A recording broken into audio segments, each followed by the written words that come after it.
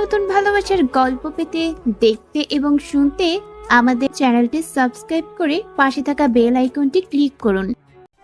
তোর লজ্জা করলো না অচেনা একটা ছেলের সাথে প্ল্যান করে নিজের পরিবারকে কষ্ট দিতে?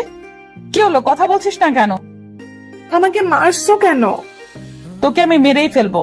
এতই যদি কিডন্যাপ হওয়ার শখ ছিল তাহলে আমাকে এসবের মাঝে এনে ভয়ে রাখার কি দরকার ছিল? আপু প্লিজ আমাকে ছেড়ে দাও, আমার অনেক কষ্ট হচ্ছে। এখন কষ্ট হচ্ছে, তখন আমার কি হয়েছিল? আমাকে প্লিজ মাফ করে দাও, আমি আর কখনো এমন করব না। তোকে আমি মাফ কখনো করবো না। আপু দয়া করে আমার চুল ছেড়ে দাও, অনেক কষ্ট হচ্ছে আমার। তোর এই মিথ্যা নাটক একদম আমার সামনে করবি না। আর তোর নিলয়কে বল তোকে বাঁচাতে। আপুকে দেখে আমি অনেক ভয় পেয়ে যাই। আমি জানি ও অনেক রাগী, মাঝে মাঝে তার চেহারা, রাগী চেহারা দেখলেও এমন রাগী চেহারা দেখিনি। আমি তখন আর কিছু বলছিলাম না। আপু আমার চুল ধরে বারবার চট থাপ্পড় দিচ্ছিল, কিন্তু আমার একটা কথা মনে পড়তেই নিস্তব্ধ হয়ে যায়। মুখ বুঝে তার সব অত্যাচার সহ্য করতে লাগলাম। অনেক সময় আপু আমাকে মারার পর ধাক্কা দিয়ে ফেলে দিয়ে চলে যায়, হয়তো সে খেয়ালই করছিল না। আমার মাথাটা টেবিলের সাথে লেগে কপাল কেটে গিয়ে রক্ত বের হচ্ছে। আপুর রুম থেকে বের হয়ে যাওয়ার পরেও আমি ঠিক সেইভাবেই পড়েছিলাম। সত্যি বলতে আমার ওঠার শক্তিই ছিল না। থাপ্পড় খেয়ে ঠোঁট দিয়ে আর কপাল দিয়ে রক্ত বের হচ্ছিল। অনেকটা সময় পর আস্তে আস্তে উঠে রুমের দরজা আটকিয়ে দিলাম। ড্রয়ার থেকে ফার্স্ট বক্স বের করে রক্ত মুছে মলম লাগিয়ে নিলাম। বারবার কান্না থামাতে গিয়েও পারছিলাম না। ইচ্ছে করছিল জোরে চিৎকার করি, কিন্তু ভয় ছিল যদি আবার আপু আমাকে রুমে এসে মারে। ভাইয়া তোমরা হয়তো জানো না, আমার ছোট থেকে শ্বাসকষ্টের রোগ আছে। অনেক কষ্ট করে কান্না থামিয়ে বিছানায় শরীরটা এলিয়ে দিলাম। বুঝতেই পারিনি কখন ঘুমিয়ে গেছিলাম। হ্যাঁ বিশ্বাস করো, আমি যদি সেই সময় মারা যেতাম তাহলে অনেক খুশি হতাম, কিন্তু সেটা হয়নি। চোখ খোলার পর পাশের ডাক্তার আর আব্বুকে দেখতে পেলাম। আমাকে চোখ খুলতে দেখে আব্বু বলল, একটু দেখে চলাফেরা করতে পারিস না? জান্নাত যদি না থাকতো তাহলে তো খারাপ কিছু হয়ে যেত, তাই না? আব্বুর কথা শুনে বুঝতে পারলাম আপু ওনাকে ভুলভাল বুঝিয়েছে। এখানেই শেষ না ভাইয়া, সারাটা সময় আমার উপর অত্যাচার করতো। শ্বাসকষ্ট অনেক বেড়ে যেত তার এমন ব্যবহার দেখে। রাতে বসে বসে পড়ছিলাম, তখন আপু রুমে আসলো। বইয়ের জামা কাপড় গুছিয়ে নে। কেন? কাল থেকে তুই হোস্টেলে থাকবি। আপু প্লিজ আমাকে হোস্টেলে দিও না, আমি একা একা থাকতে পারবো না। যেটা বললাম সেটা করবি। যদি সকাল সকাল রেডি না থাকিস তাহলে আমার থেকে খারাপ আর কেউ হবে না। এইটুকু বলে রুম থেকে বের হয়ে গেলাম। কান্না করছিলাম, অনেক বেশি কান্না করছিলাম। তখনই আম্মুর কথা মনে পড়তেই দেওয়ালে টাঙানো ছবিটা পেরে রুমের দরজা আটকিয়ে দিয়ে আম্মুকে প্রশ্ন করছিলাম, আম্মু কেন আমাকে একা রেখে চলে গেল? জানো আমার অনেক কষ্ট হয়, সহ্য করতে পারছিলাম না। আর আমি তোমার সাথে যদি আমাকেও নিয়ে যেত তাহলে তোমার মেয়ে আমার উপর এমন অত্যাচার করতে পারতো না, বরং আমি আর তুমি মিলেই ওপারে ভালো থাকতাম।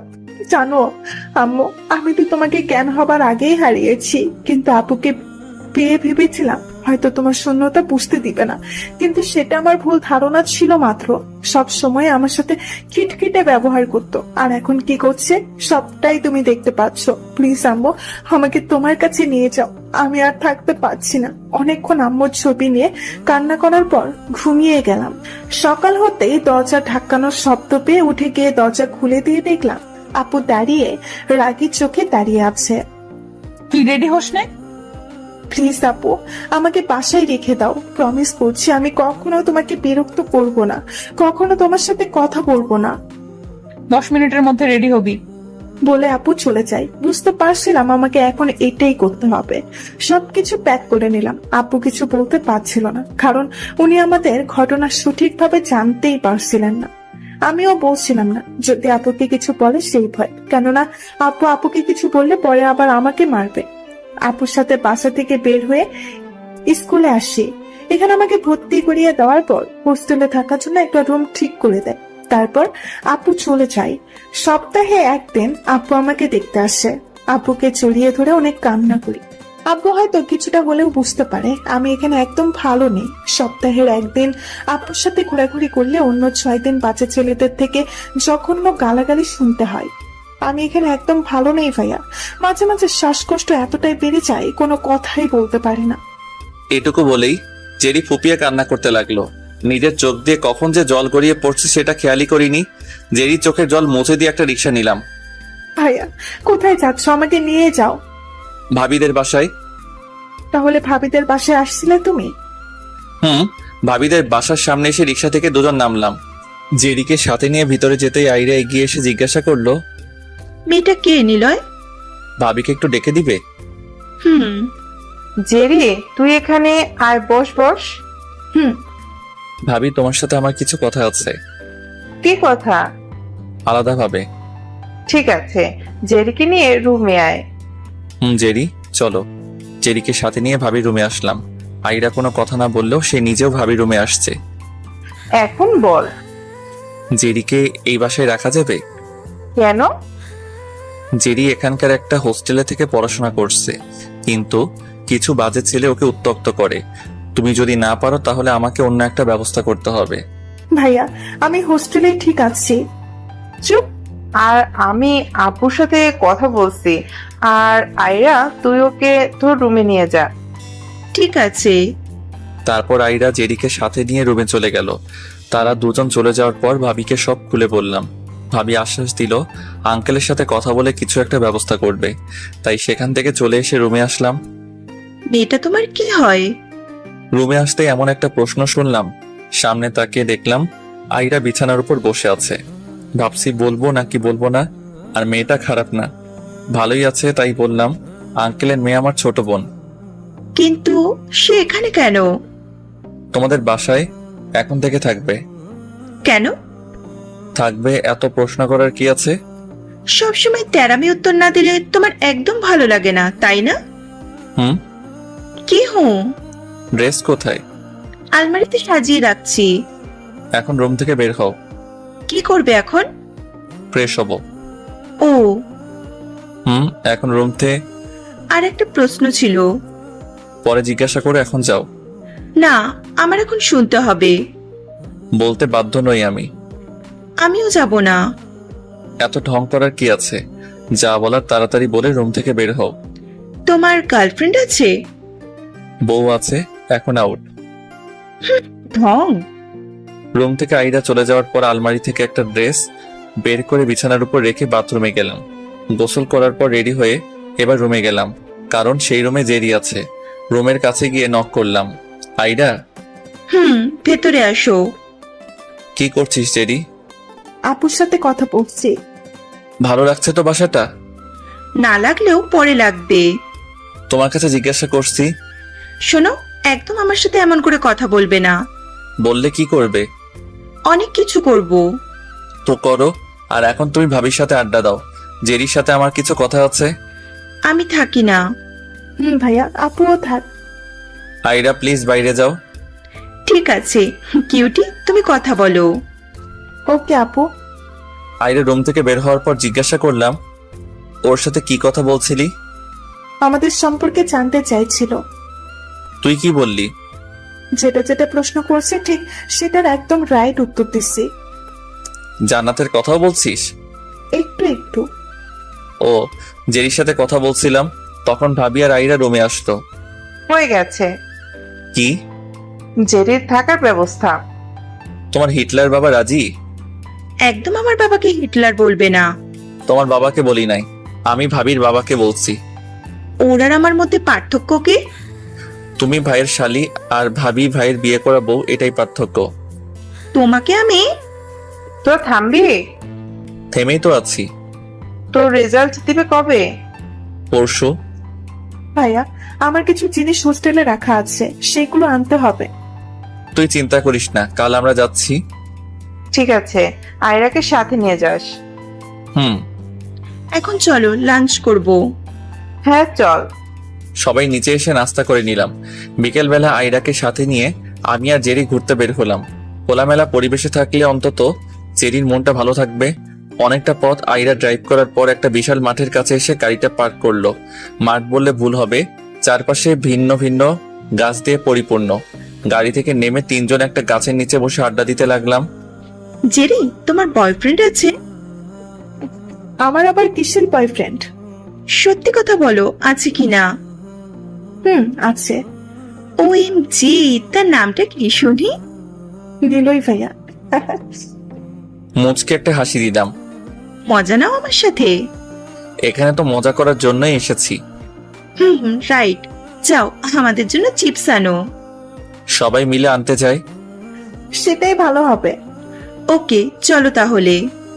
তিনজন মিলে একটা দোকান থেকে চিপস কিনে আরো কিছু সময় ঘোরাঘুরি করার পর সন্ধ্যার আগ মুহূর্ত বাসার দিকে রওনা দিলাম। আইরা মেয়েটা খারাপ না, সবাইকে সাথে করে নিয়ে হ্যাপি থাকতে চাই। তার থেকেও ওর একটা জিনিস, সেটা হলো অনেক সহজে মানুষকে আপন করে নিতে পারে। এটা সবার কাছে কেমন লাগে জানি না, তবে আমার কাছে অনেক ভালো লাগে। আইরাকে নিয়ে তেমন কথা বলা হয়নি, এখন বলছি শুনুন। চেহারা ধবধবে সাদা, চুলে লাল রং দিয়ে কালার করা, চোখটা ভিন্ন রকম, সুন্দর চেহারার গঠন, যেটা দেখে যে কেউ ক্রাশ খাবে। আপনাদের সাথে কথা বলতে বলতে বাসায় চলে আসছি। গাড়ি পার্ক করে সবাই ভিতরে গিয়ে ফ্রেশ হয়ে নিলাম। তারপর ডিনার করে ঘুমিয়ে গেলাম। পরের দিন সকালে ঘুম থেকে উঠে নাস্তা করে নিলাম। ভাবি রুমে এসে আভার সাথে খেলতে লাগলাম। অনেকটা সময় পর জেরি আর আইরা রেডি হয়ে ভাবি রুমে আসলো। ভাইয়া, আমরা রেডি। ও ঠিক আছে, চল। ভাবি আভাকে নাও। সাবধানে যাস। ওকে। বাসা থেকে স্কুলের দূরত্ব বেশি না, মাত্র 5 মিনিট সময় লাগে। তাই তিনজন হেঁটে হেঁটে রওনা দিলাম। স্কুলে যাওয়ার আগে লাইন ক্রস করার সময় জেরি আগে লাইন ক্রস করলো। আমরা দুজন আশেপাশে তাকিয়ে লাইন ক্রস করে ওপাশে আসতেই কিছু ছেলের বাজে মন্তব্য শুনতে পেলাম। ছেলেগুলোর দিকে তাকিয়ে স্পষ্ট বুঝতে পারলাম অন্য কাউকে না, জেরিকেই এসব মন্তব্য করছে। মাথায় যে কি পরিমাণ রাগ হচ্ছিল সেটা বলে বোঝানো যাবে না। ছেলেগুলোর দিকে এগিয়ে যাওয়ার আগেই আইরা কাছে গেল। সবাই চুপ করে আছে। কাকে বাজে মন্তব্য করেছিলি জানিস? না আপু। একটা অচেনা মেয়েকে টিস করতে তোদের লজ্জা করে না? সরি আপু, আমাদের ভুল হয়ে গেছে। তোরা আমাকে চিনিস? জি জি আপু, ইতি আঙ্কেলের মেয়ে। আমাকে টিস করতো? আপু আমাদের ভুল হয়ে গেছে। আর কখনো হবে? না আপু। মনে থাকে যেন। জি আপু। জেরি, এরাই কি তোকে ডিস্টার্ব করে? ভাইয়া, সবগুলোকে থাপ্পড় মার। বাদ দাও ভাইয়া, ওনাদের কাজ ওনাদের করতে দাও। ওনারা হয়তো জানে না একটা মেয়েকে টিস করলে সেই মেয়েটার কতটা কষ্ট হয়। যদি জানতো তাহলে হয়তো এমন করতো না। তোদের বোন আছে? আপু। জেরির মতো যদি তোমাদের বোনকে এভাবে টিস করা হয় কি করবে তোমরা? হয়তো ছেলেটাকে খুন করবে, তাই না? জি। তাহলে এই মেয়েটাকে কেন টিচ করছো? আর ওর দিকে দেখো, সুযোগ পেয়েও তোমাদের সকলকে ক্ষমা করে দিল। সরি ভাইয়া, আমাদের ভুল হয়ে গেছে। প্রমিস করছি আর কখনো এমন হবে না। না হলেই ভালো। জেরি বোন, দয়া করে আমাদের ক্ষমা করে দাও।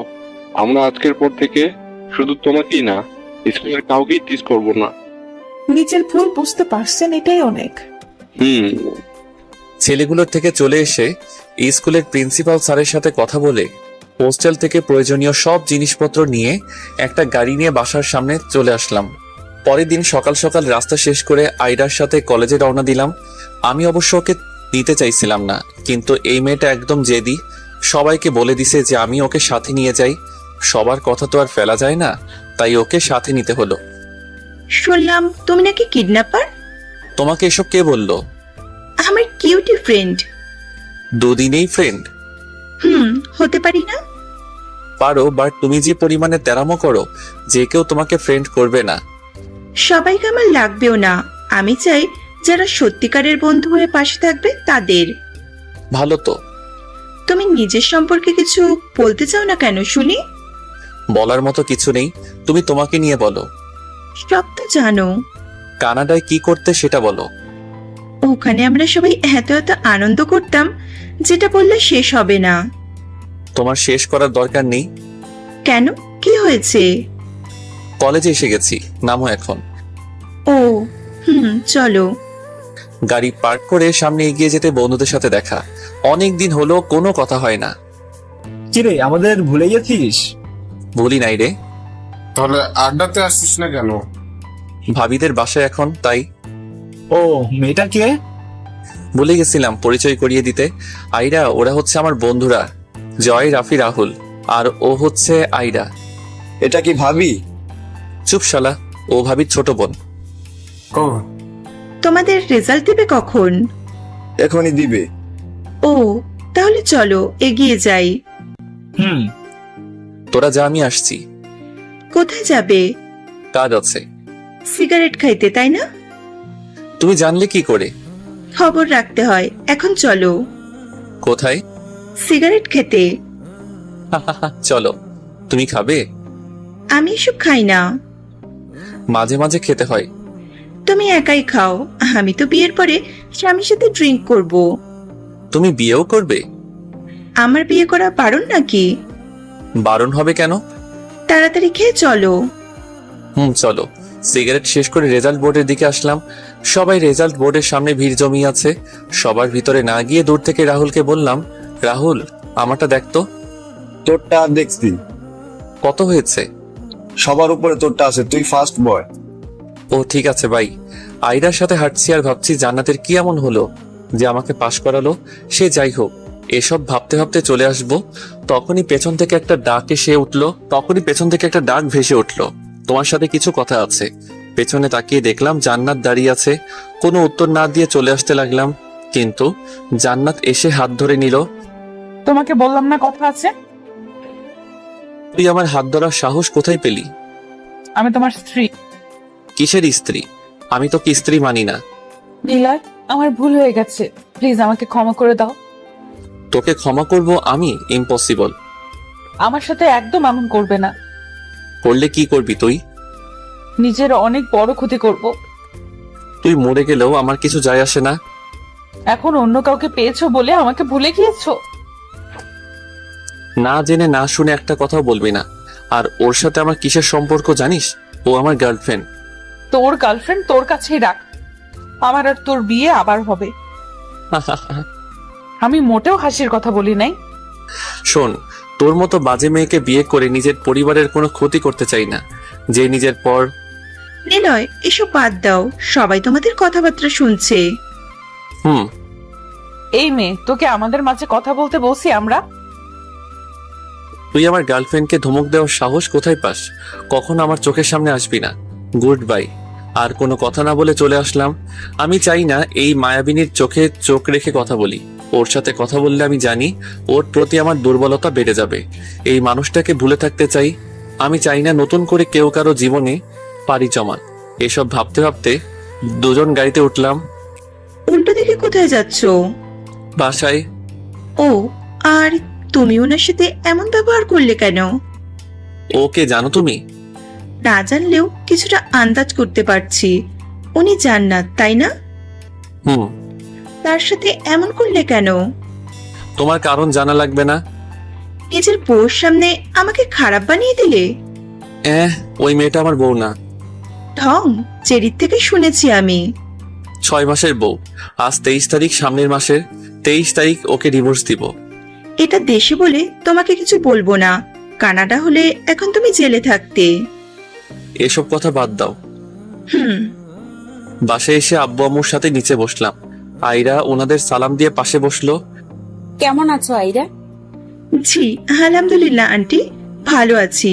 আপনারা যাচ্ছেন কবে? আগামীকাল যাব। তাহলে ভালোই হবে। আর আন্টি, একটা কথা বলার ছিল আপনাদের। হ্যাঁ বলো। আমি আপনাদের বাসায় কয়টা দিন থাকতে চাই, যদি আপনাদের সমস্যা না হয়। আমার সমস্যা আছে। তোর আবার কিসের সমস্যা?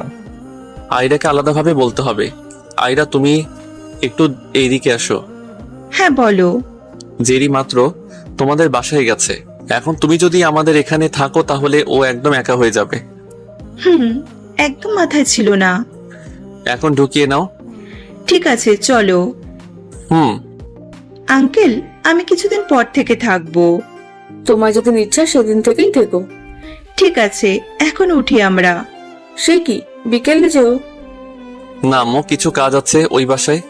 তোর আবার কিসের কাজ? কাল গেলেই জানতে পারবে। ঠিক আছে, সাবধানে যাস। বাই। বাসা থেকে বের হয়ে আয়রাদের বাসায় রওনা দিলাম। পরের দিন আব্বু আম্মু বাসায় এসে পুরো হতভম্ব হয়ে গেল। ওনারা ভাবতেই পারিনি এখানে জেরি আছে। জেরিমা, তুই এখানে? আসলে আন্টি, তোমাদের আমি বাসায় গিয়ে বলবো, এখন এসব কথা বাদ দাও। ঠিক আছে। সবাই মিলে সারাটা দিন আড্ডা আর কথা বলে পার করে বিকেলবেলা বাসায় রওনা দিলাম। বাসায় এসে সবাই রুমে যাব, তখনই আব্বু ডেকে কাছে বসালেন। জেরি ওখানে কেন বললি না? জান্নাতের কথা না বলে হোস্টেলে থাকার জন্য কিছু সমস্যা হচ্ছিল, সেটা বললাম। ও, রফিক জানে এসব? কেউ জানে না। কেন? আমি চাই না তাই। ঠিক আছে, রুমে যা। রুমে চলে আসলাম। এভাবে কয়েকটা দিন পার হয়ে গেল। কলেজে ক্লাস হলেও এখনো ক্লাস করা হয়নি। ছাদে বসে আমি আর আভা খেলছিলাম, তখন কারো আসার আওয়াজ পেলাম। কেমন আছো? তুই এখানে কেন? বরের বাসায় আসতে পারমিশন লাগে নাকি? দেখ, একদম মেজাজ খারাপ করবি না। ভালোই ভালোই এখান থেকে চলে যা। যাব না। আপা মামুনি, আসো তো। এটাই চাইছিলি তো, পেয়েছিস। এখন চোখের সামনে থেকে যা। আপ্পুরা জোরে কথা বলাই আভা কান্না করছে। দিলে তো বাচ্চাটাকে কাঁদিয়ে। এই, তোর এসব ছলনাময়ী কথা বাদ দে। আভা কান্না করছে, পরে চুপ হবে সেটা তোর না ভাবলেও চলবে। তুই এখান থেকে কেটে পড়। আমার সাথে আব্বুও এসেছে। তো তোর আব্বুকে কি আমি সালাম করব? আগে তো করতে। মানে, কিছু বলার আগেই কল আসে। কি করছো? এই তো আবার সাথে খেলছি। কাল কিন্তু আমি তোমাদের বাসায় আসছি। কিন্তু ওর কি হবে? জেরিকে নিয়ে তুমি একদম চিন্তা করবে না, ও এখানে অনেক ভালো আছে।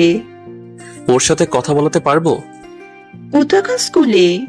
ঠিক আছে, পরে কথা বললেও চলবে। কাল তাহলে বাস স্টপে এসো। ঠিক আছে, আমি 9টার সময় দাঁড়াবো। ঠিক আছে। এখন রাখছি, বাই। Okay, by. কথা বলা শেষ করে ফোনটা পকেটে নিলাম। কার সাথে কথা বললে? গার্লফ্রেন্ডের সাথে। তোর কোনো সমস্যা? সমস্যা? তুমি অন্য মেয়ের সাথে একদম কথা বলতে পারবে না, এটা আমার একেবারে সহ্য হয় না। তাই একটা সাজেশন দেই। কি? তোর এতই যদি সহ্য না হয় তাহলে ছাদ থেকে লাফ দিয়ে মরে যা। সত্যি আমার মরণ কামনা করো? হ্যাঁ, অনেক বেশি করি। আমি মরে গেলে খুব খুশি হবে? অনেক বেশি। ঠিক আছে, আজকে তোমাকে আমি মুক্ত করে চলে যাব। এখন লাফ দে। ভয় পেলি নাকি? মোটেও না। আমি যদি মারা যাই তাহলে তোমাকে ভালোবাসবে কে শুনি? আইসে ঢং করতে, দাঁড়িয়ে না থেকে আমাকে কোলে নিয়ে নিচে চলে আসলাম। জান্নাত আগের থেকে অনেকটা বদলে গেছে। আগে বেশিরভাগ সময় মডার্ন ড্রেস পরতো, কিন্তু এখন সব সময় ফুল হাতা জামা পরে থাকে, হয়তো আমাকে দেখানোর জন্য যে সে এখন ভালো হয়ে গেছে। এসব চিন্তা করে আমার লাভ নেই। আর মাত্র 10 দিন পর ডিভোর্স লেটার পেয়ে যাব, তখন সেখানে সাইন করে ওর কাছে পাঠিয়ে দিব। আমি চাই না এই ভালোবাসা।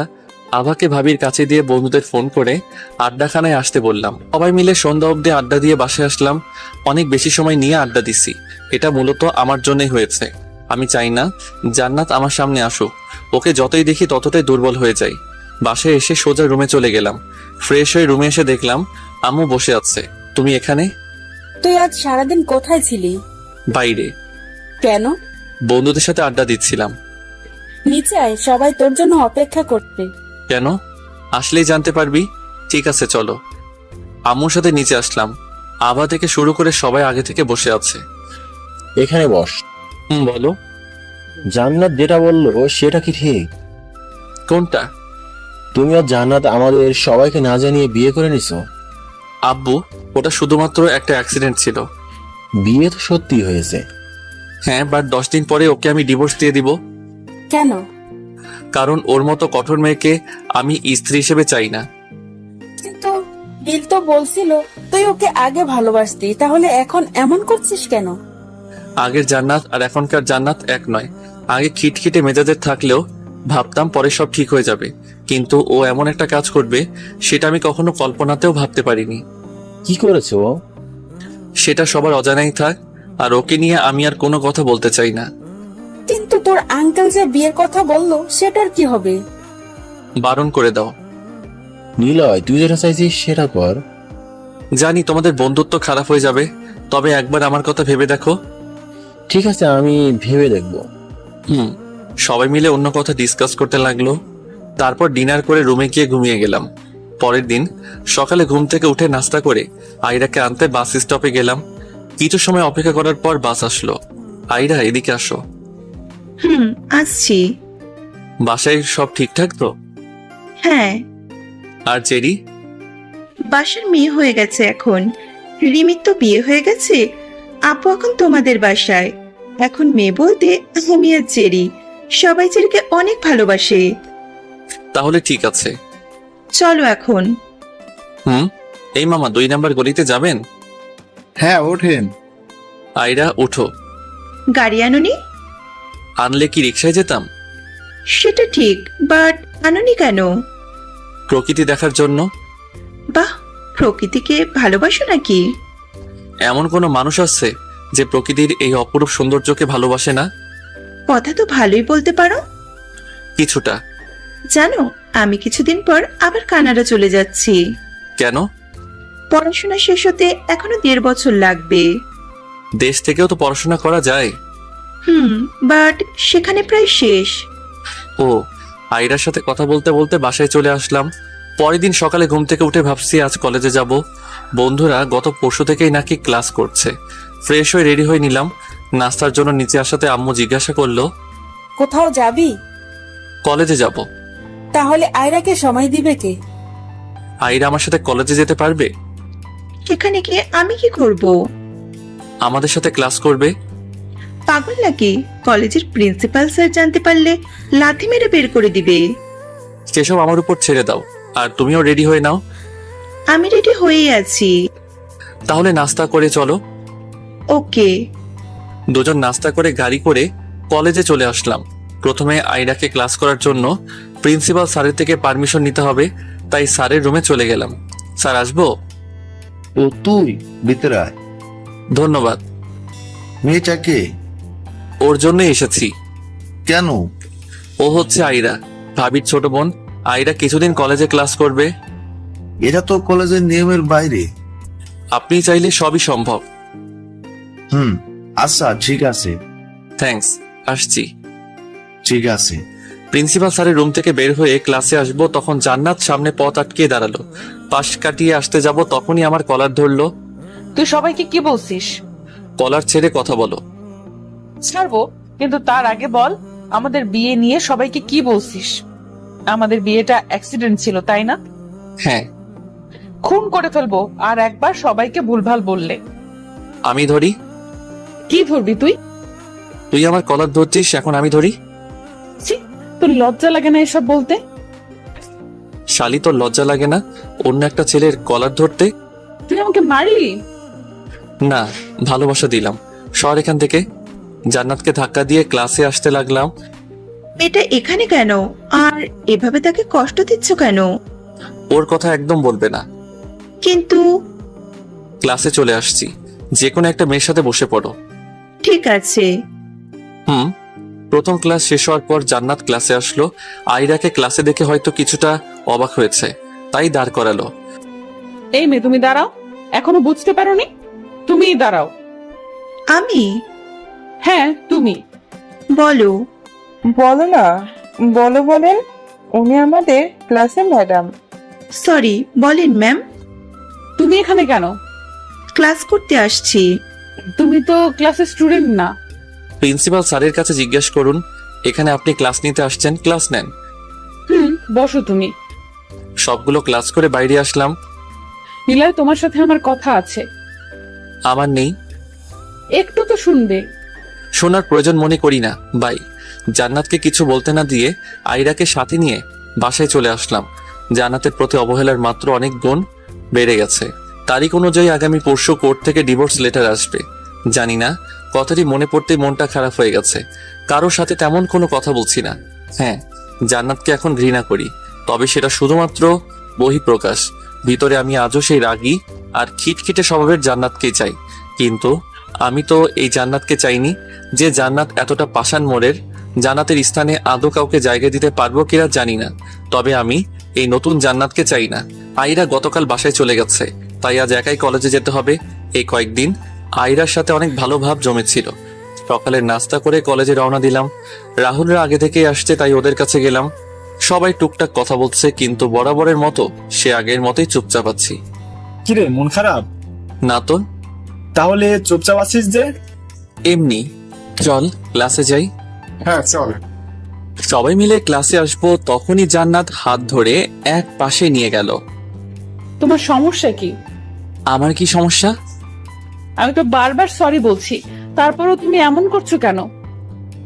দেখেন, আমি আপনার সাথে কথা বলতে চাই না, প্লিজ আমাকে বিরক্ত করবেন না। 1000 বার করব, তুমি আমার স্বামী। আপনাকে আমি স্ত্রী মানি না, আমার গার্লফ্রেন্ড আছে। আপনাকে ডিভোর্স দিয়ে তাকে আমি বিয়ে করব। ওই আয়রা তোমার গার্লফ্রেন্ড? হ্যাঁ। জানো জানো জানো সাথ চলাই, জানো জানো জানো সাথ চলাই। একদম আমার সামনে হাসবেন না। এত মিথ্যা বলো কেন? আমি কখন মিথ্যা বললাম? এই যে বললে আয়রা তোমার গার্লফ্রেন্ড। ঠিকই তো বলেছি। আয়রা আমাকে সব বলেছে, তুমি আর আয়রা শুধুমাত্র ভালো বন্ধু। একদম রাগ হয়ে গেল। পেতনিটার কি দরকার ছিল সত্যিটা বলার? জান্নাতকে কিছু না বলে পাশ কাটিয়ে চলে আসতে লাগলাম। কোথায় যাচ্ছ? আমার হাত ছাড়েন। না, আমি ছাড়বো না, প্লিজ আমাকে ক্ষমা করে দাও। তোমার সাথে যেসব ব্যবহার করেছি শুধুমাত্র রাগের বশে, আর কিছু না। এই যে শোনেন, আপনার এসব আজাইরা কথা শোনার টাইম আমার নেই, সরেন এখন। সত্যি আমি সরি বাবু। তোর সাহস হলো কি করে আমাকে জড়িয়ে ধরার? আর কতবার তোকে বলবো আমি তোকে আর ভালোবাসি না? এখন তোর জন্য যদি আমার মনে কিছু থেকে থাকে তাহলে সেটা শুধুমাত্র ঘৃণা। চুপ করে আছে সব স্টুডেন্টস আর টিচাররা আমাদের দেখছে। যদি হ্যাপি থাকতে চাস তাহলে আমার সামনে আর আসবি না, যদি আসিস তাহলে আমার। দয়া করে এমন বাক্য উচ্চারণ করো না। তুই আবার আমাকে স্পর্শ করছিস। সরি, আমার ভুল হয়ে গেছে, কিন্তু কিছু কথা তোমাকে আজ বলতে চাই। আমি তোমাকে সেদিন থেকেই ভালোবাসি, যেদিন থেকে আমি তোমাকে অপমান করার পরেও আমার পিছু পড়ে থাকতে।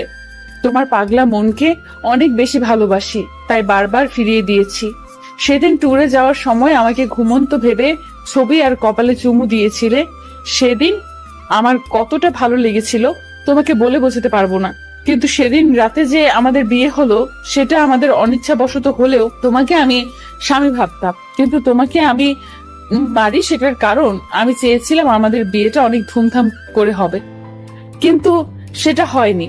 উল্টো কিছু অপরিচিত মানুষদের নিয়ে বিয়েটা হলো। তোমাকে অনেকবার ভালোবাসি বলতে চেয়েও বলতে পারিনি। কেন জানো? সেটার কারণ ছিলে তুমি নিজেই।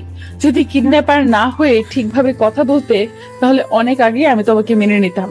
কিন্তু আমার সব সময় ভয় হতো, যদি কিডন্যাপার তোমার কিছু একটা করে দেয়। অনেক বেশি ভয়ে থাকতাম, তাই তোমাকে সব সময় চোখে চোখে রাখতাম।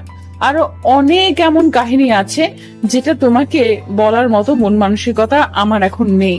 কোর্ট থেকে জেনেছি তুমি ডিভোর্সের জন্য অ্যাপ্লিকেশন করছো। চিন্তা করো না, আমি নিজেই কোর্ট থেকে ডিভোর্স লেটারটা তুলে সাইন করে তোমার কাছে পাঠিয়ে দেব। তখন তুমি ইচ্ছা মতো চলতে পারবে। আমি আর কখনো তোমাকে বিরক্ত করার জন্য সামনে আসবো না। ভালো থেকো, আল্লাহ হাফেজ।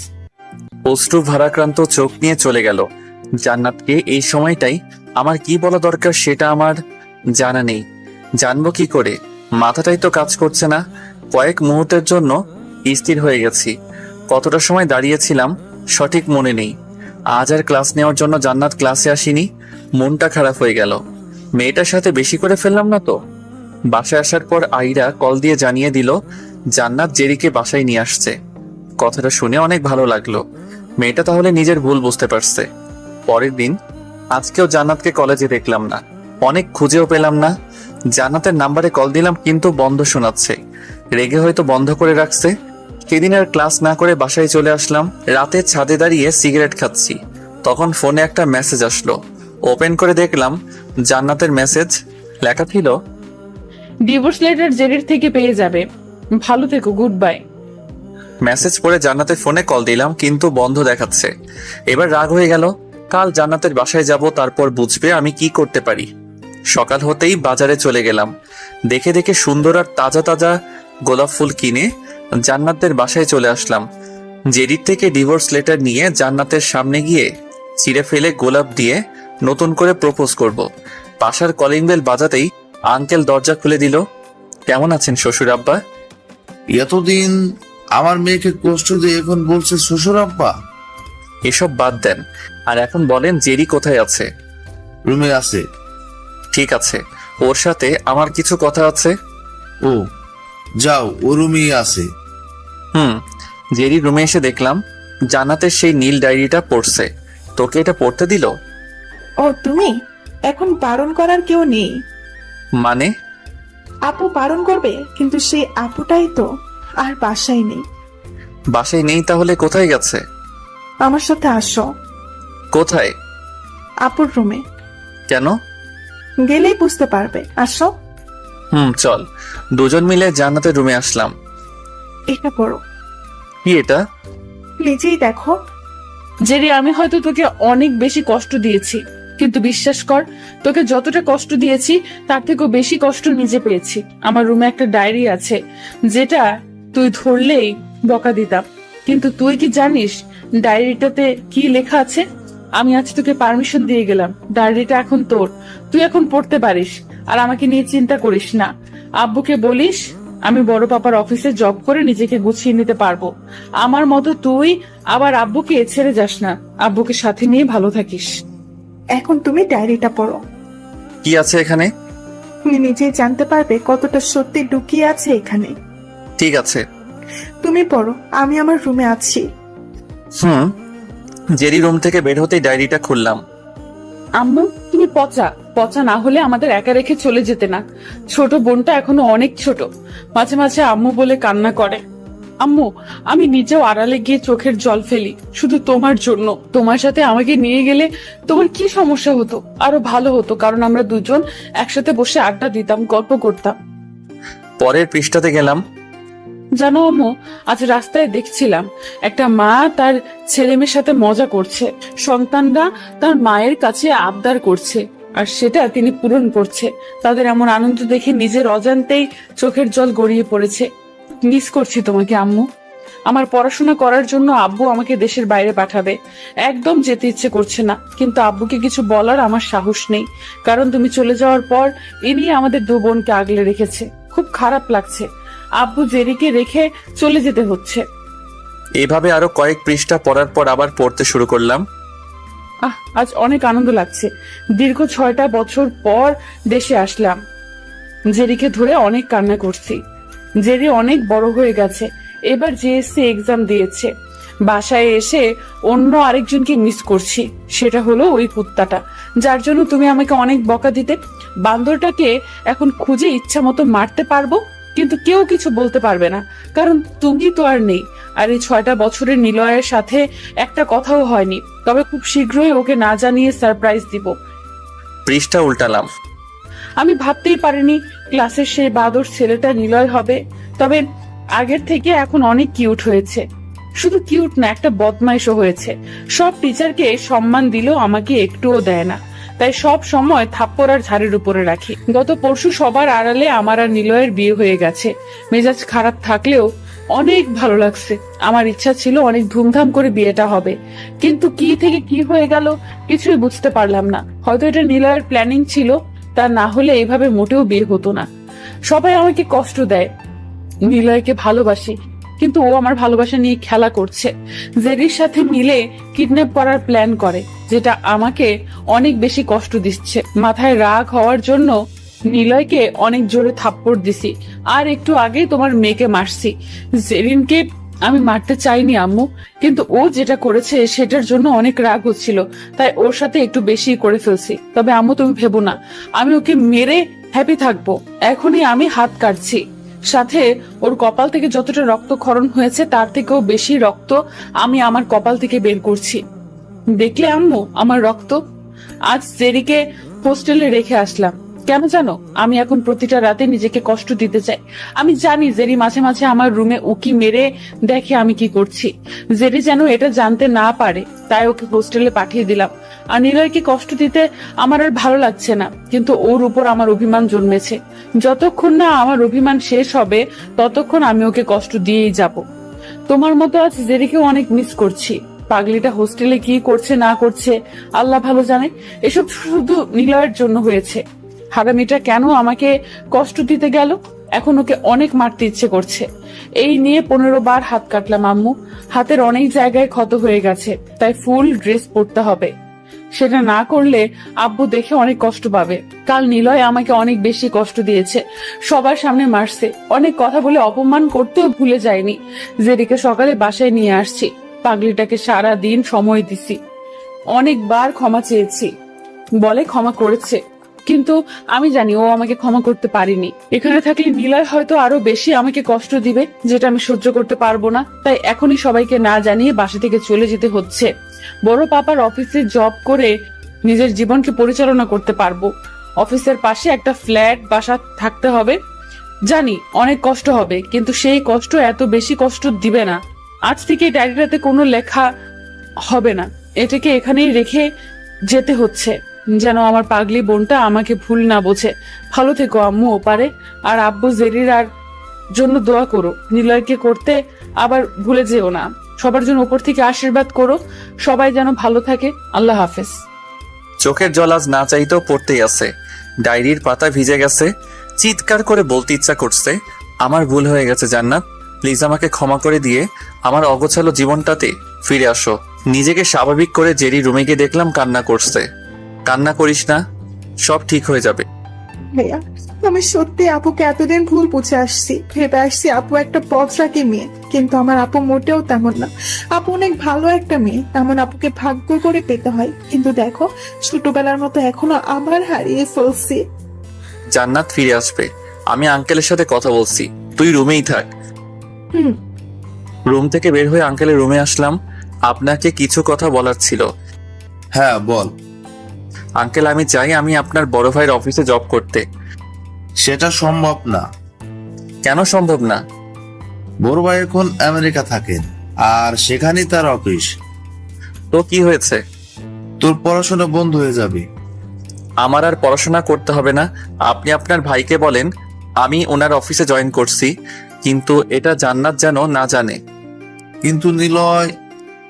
আমি আর কোনো কথা শুনতে চাই না।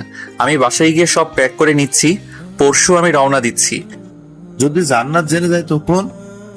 সেটার জন্যই তো বললাম আপনার ভাইকে বলে রাখতে, যেন কেউ না জানে। ঠিক আছে ভাইয়া, আমিও যাব। তুই গেলে আঙ্কেল একদম একা হয়ে পড়বে। মাঝে মাঝে কল দিয়ে সব বলবো তোকে। ঠিক আছে। এখন আমি যাচ্ছি। ঠিক আছে। বাসা থেকে বের হয়ে ভাইয়াকে কল দিয়ে বাসায় থাকতে বললাম, কারণ জানতে চাইলে বলছি, বাসায় এসে সব বলছি। বাসায় এসে সবাইকে নিচে ডাকলাম। এইভাবে চেঁচাচ্ছিস কেন? এখনো চেঁচানোর কিছু হয়নি। যদি তোমরা আমার কথা না শুনো তাহলে চেঁচাবো। কি বলবি সেটা বল। আমি আমেরিকা যাব। কেন? জান্নাতকে আনতে। জান্নাতকে আনতে যাবে মানে? সব খুলে বললাম। কিন্তু নিলয়। ভাইয়া, তুই কি কিছু বলবি না? ও কি বলবে? আব্বু ও যেটা বলছে ভালোর জন্যই বলছি। নিলয় জান্নাতকে ছেড়ে ভালো থাকতে পারবে না, তাই ওকে যেতে দাও। যদি জান্নাত না আসে? ও আসবে। তুই কিভাবে এটা বলতে পারিস? তুমি বুঝবে না। ভাইয়া তুই প্লিজ আমার পাসপোর্ট করে দে, সেটাও কালকের মধ্যে। ঠিক আছে, আমি দেখছি। দেখা দেখি সময় নাই। হবে এখন হ্যাপি? আগে কর তারপর। হুম। সবার সাথে কথা বলে রুমে আসলাম। 2 দিন আলাদা কোনো কাজ করলাম না। পরিবার এবং বন্ধুদের পুরোটা সময় দিয়েছি। আজ রাত 8:15 ফ্লাইট। এয়ারপোর্টে এসে সবাইকে বিদায় দিয়ে প্লেনে উঠলাম। কিছু সময় পর আমাদের ফ্লাইটটা উড়াল দিল। ভাবছি জান্নাতকে কিভাবে লাইনে আনতে হবে। মাথার মধ্যে এখনো দ্বিধাদ্বন্দ্ব চলতেই আছে। যদি জান্নাত আমাকে ফিরিয়ে দেয় তখন কি হবে? নিজের অজান্তেই মেয়েটাকে ভুল বুঝে অনেক কষ্ট দিয়ে ফেলছি। বারবার ওকে অপমান করে ফিরিয়ে দিছি। এখন যদি জান্নাত আমাকে ফিরিয়ে দেয় তাহলে আমার কি হবে? না না, জান্নাত মোটেও আমাকে ফিরিয়ে দিবে না। প্রয়োজন হলে ওর পিছু লেগে থাকবো, তবুও ওর ভালোবাসা আদায় করে নিজের পেতেই হবে। এসব ভাবতে ভাবতে কখন যে চোখটা লেগে আসছে বুঝতেই পারিনি। ফ্লাইটের স্পিকার অন করে সবাইকে জানিয়ে দিল আর মাত্র 5 মিনিট পর আমাদের ফ্লাইটটা ল্যান্ডিং করাবে। শুনে সবাই প্রস্তুতি নিয়ে সিট বেল্ট ভালো করে আটকে দিলাম। ঠিক 5 মিনিট পর ফ্লাইট ল্যান্ডিং করলো আমেরিকা এয়ারপোর্টে। ফ্লাইট থেকে নেমে বাইরে চলে আসলাম। অপরিচিত জায়গা, অপরিচিত স্থানে কিছুটা নার্ভাস লাগছিল। এয়ারপোর্টের বাইরে এসে একটা ট্যাক্সি নিলাম। ট্যাক্সিতে উঠে একটা ফ্ল্যাটের ঠিকানা দিয়ে সেখানে যেতে বললাম। বাঙালি? আমিও। তো এখানে কেন আসছে? বউ রাগ করে চলে আসছে, তাকেই নিতে তার বড় পাপার সাথে দেখা করতে আসছি। আপনার বাসা তো বাংলাদেশে? হ্যাঁ, বাংলাদেশ। আমার কলকাতা। ও। ভাই, আপনার নাম জানতে পারি? অবশ্যই। আমি নিলয়। ট্যাক্সি চালকের সাথে কথা বলতে বলতে গন্তব্য স্থানে এসে পৌঁছালাম। তবে এটা জান্নাতের বড় পাপার বাসা না, এই বাসা একটা আলাদা ফ্ল্যাট। শুধুমাত্র থাকার জন্য ভাইয়া ভাড়া নিয়েছেন। বাইরে একটা লোক দাঁড়িয়েছিল, তার থেকেই বাসার চাবি নিয়ে ভিতরে গেলাম। অনেক সুন্দর ফ্ল্যাটটা। তাছাড়া এত বড় উন্নত দেশে কি যেমন তেমন ফ্ল্যাট থাকে নাকি? আগে থেকে সবকিছু গোছানো ছিল বিধায় নতুন করে আমাকে বাসা গোছানোর প্রয়োজন পড়ল না। বাথরুমে গিয়ে অনেকটা সময় নিয়ে শাওয়ার নেওয়ার পর রুমে আসলাম। বাসায় সবকিছু থাকলেও খাওয়ার জন্য কিছু নেই।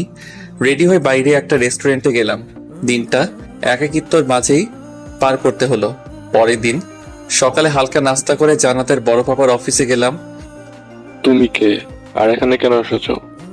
আমি নিলয় এবং আমার এমডি স্যারের সাথে কথা বলা উচিত, তো বলবেন এমডি স্যার কোথায়? কয়েক সেকেন্ড অপেক্ষা করুন। ঠিক আছে। তুমি কোথা থেকে এসেছো? বাংলাদেশ থেকে। আমাকে আর কিছু না বলে ফোনে কথা বলতে লাগলো। কথা বলা শেষ করে আমাকে নিয়ে একটা কেবিনের সামনে গিয়ে ভিতরে যেতেই বলল। বুঝতে দেরি হলো না, এটা স্যারের রুম। স্যার, আসবো? আসো, বসো এখানে। ধন্যবাদ। তোমার রফিক আঙ্কেল আমাকে সব বলেছে। জানোই তো মেয়েটা একদম জেদি, তারপরে কোনো কষ্ট দিতে গেলে।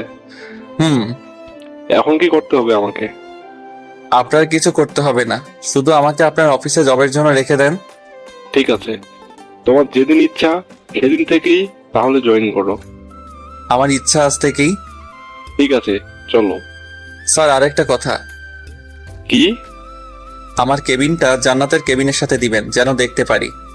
ঠিক আছে, চলো। আর এই স্যার বলবে না, তুমি আমাদের মেয়ের জামাই। ঠিক আছে, বাট আমার পরিচয়টা কেউ যেন জানতে না পারে। হ্যাঁ, আমাকে রফিক সব বলেছে। ধন্যবাদ স্যার। স্যার না আঙ্কেল? ঠিক আছে আঙ্কেল। আঙ্কেলের কেবিন থেকে বের হয়ে আমার ডেস্কে আসলাম। জান্নাতকে দেখতেই মনের মধ্যে অজানা এক বাতাস বয়ে গেল। মনের মধ্যে কষ্টটাকে পুষে রেখে জব করে যাচ্ছে। তবে জান্নাতকে দেখে অনেক বেশি অবাক হয়েছি। দেশে থাকতে কখনো শার্ট প্যান্ট পরা দেখিনি, কিন্তু এখানে এসে এমন ড্রেস পরার জন্য ভিন্ন রকম লাগছে। আঙ্কেলের ডাকে বাস্তবে ফিরলাম। এটা তোমার ডেস্ক?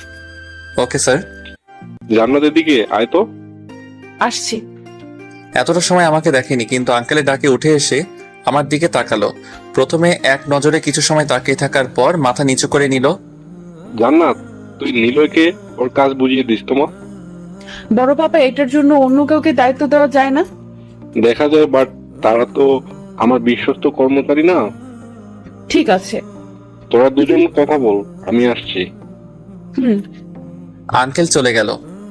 কেমন আছো জান্নাত? এদিকে আসুন, আমি দেখিয়ে দিচ্ছি কিভাবে কাজ করতে হবে। আমি তোমাকে একটা প্রশ্ন করছি, উত্তর দেওয়ার প্রয়োজন মনে করি না। তোমার সাথে এত যা করেছি সেসবের জন্য আমি সরি। এটা আপনার বাসা না, এটা কাজের জায়গা।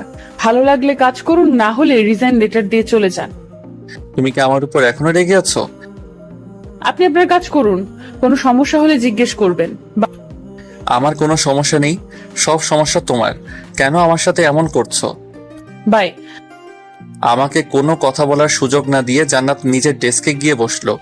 এমনিতেই মন খারাপ, তার উপর জান্নাতের এমন কথা বলা জাস্ট অসহ্য লাগছিল। চেয়ারে আর বসলাম না। ডেস্ক থেকে একটা ফাইল নিয়ে জান্নাতের ডেস্কে গেলাম। এই ফাইলটার কিছু বুঝতে পারছি না। আপনি এই ফাইলটাকে লক্ষ্য করেছেন? হ্যাঁ, প্রথম থেকে সমস্যা। এই সাদা ফাইল?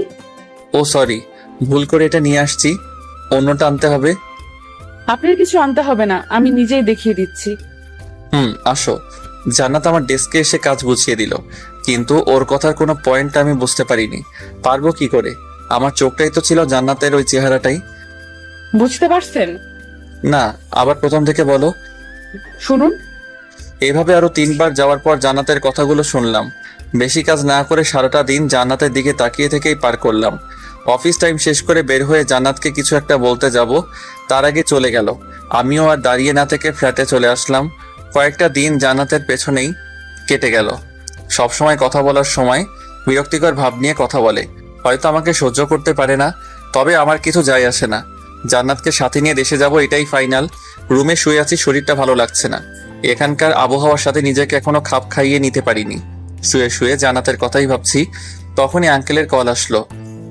নিলয় আজ অফিসে আসলো না যে? শরীরটা একটু খারাপ আঙ্কেল। কেন, কি সমস্যা? এমনি নতুন জায়গা, তাই একটু ঠান্ডা ঠান্ডা লাগছে, হয়তো জ্বর আসছে।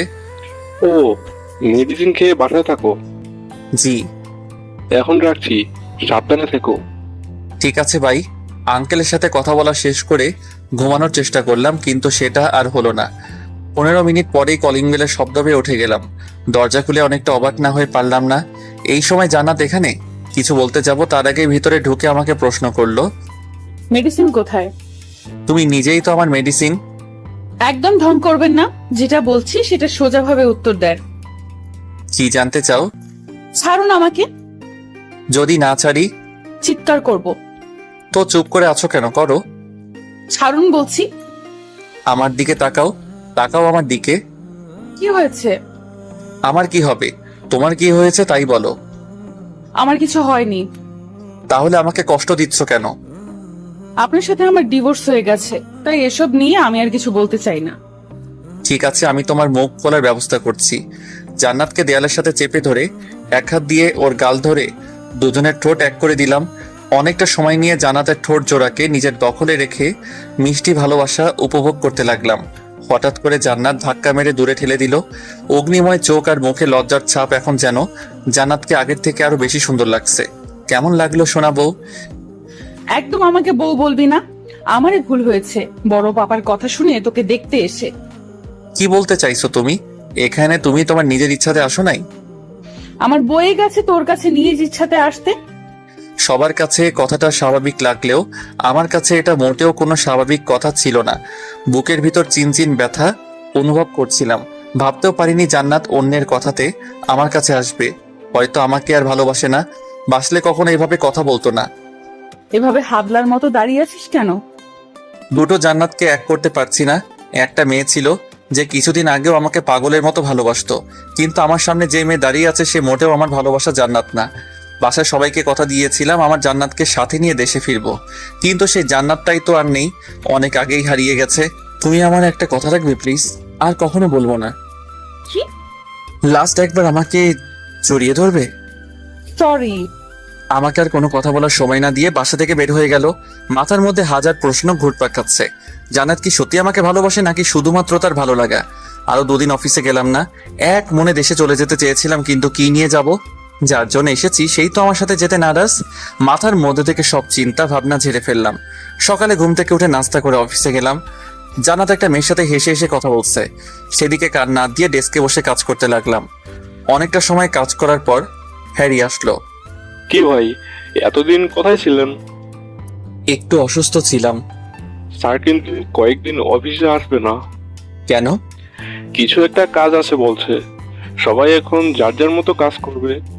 কোনো সমস্যা হলে জান্নাত ম্যামের কাছ থেকে জিজ্ঞাসা করে নিতে বলেছেন। ও ঠিক আছে ভাই, আসছি। আপনি কাজ করেন। হ্যারি চলে যাওয়ার পর আবার কাজে মনোযোগ দিলাম। কিছুক্ষণ পর জান্নাতের সাথে কথা বলা মেয়েটা আমার কাছে আসলো। আমি ভাবতে লাগলাম ওনার মনে হয় কোনো কাজ নেই, সব সময় সবার সাথে কথা বলে। হাই। হাই। বাঙালি তাই না? জি। আমিও। বাংলায় কথা বলে দেখেই বোঝা যায়। রাইট বলেছেন। আপনার নাম কি? নিলয়। আর আমি জাকিয়া। নাইস। আপনাকে তো গতকাল দেখলাম না। আসছিলাম না তাই। কেন? অসুস্থ তাই। প্রেম করেন? ভালোবাসি একজনকে, কিন্তু সে বাসে না। So sad. ওকে, তাহলে ফ্রেন্ড। ওকে। আপনি এখানে? নিউ জয়েন করেছি। আপনি এখানে পরিবারের সাথে থাকেন? না, একা থাকি। রান্না করতে পারেন? না, কেন? তাহলে খাবার পান কোথায়? রেস্টুরেন্ট থেকে কিনতে হয়। যে টাকা স্যালারি পান সেটা তো আপনার নিজের পেছনে শেষ হয়ে যায়, বাসায় কি পাঠান? জান্নাত হঠাৎ করে বলে উঠলো, এত কথা কিসের? সবাই নিজের কাজে মনোযোগ দেন। মনে রাখবেন, এটা কথা বলার জায়গা না, এটা একটা অফিস। উনি আমাদের উদ্দেশ্য করে বলছেন আপনি এখন ডেস্কে গিয়ে কাজ করেন। ঠিক আছে, পরে কথা হবে। বাই। জাকিয়া নিজের ডেস্কে চলে গেলে আবার কাজে মনোযোগ দিলাম। অনেকটা সময় কাজ করার পর জাকিয়া আসলো। লাঞ্চ করবেন না? করব। তাহলে আসুন। আর আপু, তুমি যাবে না? যাব। আয় তাড়াতাড়ি। তিনজন মিলে লাঞ্চ রুমে আসলাম। নিলয়, এই হচ্ছে আমার আপু। আর আপু, এটা হচ্ছে নিলয়, বাংলাদেশ থেকে। ও হাই নিলয়। হ্যাঁ আপু, কেমন আছেন আপু? জাকিয়া, তুই ওনাকে বল আমার কোনো ভাই নেই। আর একবার যদি আপু বলে, আমি তোর মুখের দাঁত ফেলে দেব। কেন আপু? ভয় পাবেন না, আমাকে বা জাকিয়া কাউকে থাপ্পড় দেয়নি। লাঞ্চ করার টেবিলে উপরে দিয়েছে। আপু, তুই রাগ করছিস কেন? তুই ওকে বল আমার সাথে যেন কথা না বলে। যদি বলে কি করব নিজেও জানি না। তুমি শান্ত হও, ও তোমাকে আর কিছু বলবে না। নিলয়, চুপ, ঠিক আছে? ঠিক আছে। সবাই মিলে লাঞ্চ করার পর জান্নাত আগে ভাগে বেরিয়ে গেল। জাকিয়া, জান্নাত তোমার কেমন আপু? আমার চাচুর মেয়ে। জান্নাত তোমার কাজিন? হ্যাঁ। তাহলে তুমি নিজের বাবার অফিসে কিভাবে কাজ করছো? আমার কাজ করতে ভালো লাগে তাই। একটা হেল্প করতে পারবে? Help? তার আগে তোমাকে কিছু কথা বলি, শোনো। ওকে, বলো। জান্নাত আর আমার সম্পর্কে সবটাই খুলে বললাম। তার মানে আপনি আমার একমাত্র দুলাভাই? হুম। তো এখন আমাকে কি করতে হবে? যা যা করতে বলি। কিন্তু আপু যদি রাগ করে? করবে না। করলে আমি এখান থেকে দেশে চলে যাব, কারণ এভাবে আর চলা সম্ভব না। ঠিক আছে, তাই হবে। দুজনে মিলে প্ল্যান করে যার যার ডেস্কে গিয়ে বসলাম। জাকিয়ার ডেস্ক আমার সামনে থাকাতে খুব ভালোভাবেই প্ল্যানটা কাজে লাগাতে লাগলাম। জান্নাতকে দেখিয়ে দেখিয়ে জাকিয়ার সাথে কথা বলতে লাগলাম। বলতে গেলে অনেকটা প্রেম নিয়ে কথাবার্তা বলছিলাম। জান্নাতের দিকে তাকিয়ে দেখলাম দাঁতের উপর দাঁত দেখে রাগী চেহারা নিয়ে আমার দিকে তাকিয়ে আছে। দিনটা এইভাবেই পার করলাম। পরের দিন অফিসে বসে জাকিয়ার সাথে কথা হেসে হেসে কথা বলছিলাম, কিন্তু কোথা থেকে যেন বউটা কলার ধরে অফিসের অডিটোরিয়াম রুমে নিয়ে গেল।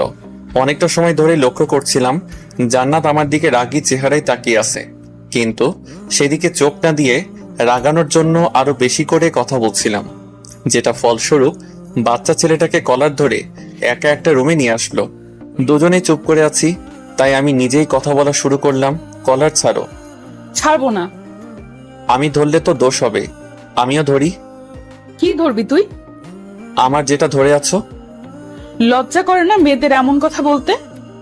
তোমার লজ্জা লাগে না একটা নিষ্পাপ ছেলেকে একা পেয়ে নির্যাতন করতে?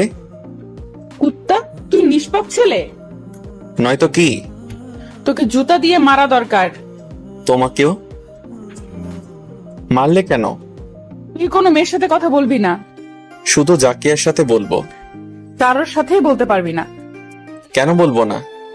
আমি বলছি তাই। তুমি কে? আমি কে তাই না? তো কিছু বলার সুযোগ না দিয়েই দুজনের ঠোঁট এক করে দিল। আহা, আমি তো এটাই চাইছিলাম। গোলাপ রাঙা ঠোঁটের উষ্ণতা পেতেই যে এত প্ল্যান। জান্নাতের এমন ডাকে সাড়া না দিয়ে কোনো উপায় নেই। ওর সাথে তাল মিলাতেই আমার মাথার চুল খামচে ধরলো। দুজনে এভাবে অডিটোরিয়াম রুমে থাকার পর জান্নাত আমাকে ছেড়ে দিয়ে কান্না করতে লাগলো। কি হলো, এভাবে কান্না করছো কেন?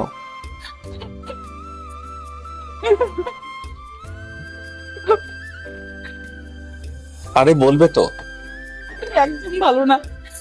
আমি বারণ করে দিতেই অন্য মেয়ের সাথে প্রেম করতে শুরু করছিস। ওটা তো অন্য কোনো মেয়ে না, তোমার কাজিন শোনাবো। একদম বউ বলবি না। তুই আমাকে ডিভোর্স দিয়েছিস, আর তুই জাকিয়াকে কিভাবে চিনিস? কথা বলতে বলতে আর ওর সাথে প্ল্যান করেই তো তোমার ঠোঁটের উষ্ণতা পেলাম। তাহলে এটাও তোর নাটক ছিল? নাটক না ডার্লিং, এটা ভালোবাসা ছিল। জান্নাতকে শক্ত করে জড়িয়ে ধরলাম। ছাড় আমাকে। কেন? আমি তো নাটকীয় ভালোবাসা চাই না। এটা নাটক থাকলেও তোমাকে পাওয়ার জন্য। আমি তোর নাটককে বিশ্বাস করি না। দূর, তুমি শুধু উল্টা বুঝছো। তাতে তোর কি? তুমি আমার বউ। তোকে আমি ডিভোর্স দিয়েছি। বাট আমি সাইন করিনি।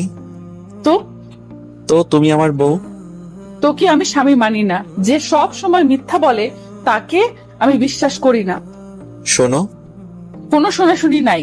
তোকে 3 দিন সময় দিলাম, এর মধ্যে যদি তুই এসব ছেড়ে দিয়ে আমাকে ভালোবাসার নমুনা দেখাতে পারিস তাহলে আমি তোকে নতুন করে বিয়ে করব, আর যদি সেটা না পারিস তাহলে গুড বাই। সবসময় এমন করো কেন? বাই। শোনো তো একটা কথা, কি? আর একটা পাপ্পি দাও। থাপ্পড় দেয়? থাক, লাগবে না।